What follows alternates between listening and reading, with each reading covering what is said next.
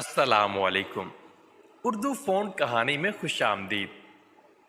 حضرت موسیٰ علیہ السلام کے دور میں ایک دفعہ قحط پڑ گیا۔ آپ نے بڑی عاجزی سے اپنی قوم کے ساتھ بارش کی اجتماعی دعا کی تو اللہ تعالیٰ نے موسیٰ علیہ السلام سے فرمایا کہ تمہارے درمیان ایک گناہ گار شخص ہے جو 40 سال سے میری نافرمانی کر رہا ہے، جس کی وجہ سے بارش نہیں ہو رہی۔ موسیٰ علیہ السلام نے قوم سے فرمایا کہ ایک گناہ گار کی وجہ سے اللہ رب العزت بارش نہیں برسا رہے، وہ گناہ گار ہم میں سے نکل جائے۔ اس گناہ گار شخص جو مجمع میں موجود تھا نے اپنا چہرہ چادر سے چھپایا اور اللہ سے بولا، اے میرے رب، تو کتنا کریم ہے کہ میں 40 سال تک تیری نافرمانی کرتا رہا اور تو مجھے مہلت دیتا رہا۔ اب تو میں یہاں تیرا فرما بردار بن کر آیا ہوں، مجھے معاف فرما، آج ذلت و رسوائی سے بچا لے۔ ابھی اس کی بات پوری نہیں ہوئی تھی کہ موسلا دھار بارش شروع ہو گئی۔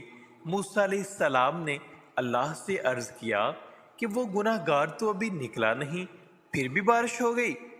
اللہ رب العزت نے فرمایا کہ اس نے مجھ سے توبہ کر لی، اس لیے میں نے بارش برسا دی۔ تو موسیٰ علیہ السلام نے اللہ تعالیٰ سے پوچھا کہ وہ کون شخص ہے؟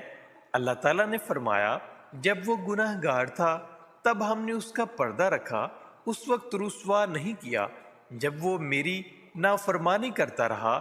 اب جب کہ وہ میرا مطیع و فرما بردار بن چکا ہے تو اسے کیسے شرمندہ اور رسوا کروں؟ ذرا غور کیجئے، ہمارا پروردگار کتنا مہربان ہے، بس دیر صرف صدق دل سے توبہ کرنے کی ہے۔ حوالہ قصص الانبیاء۔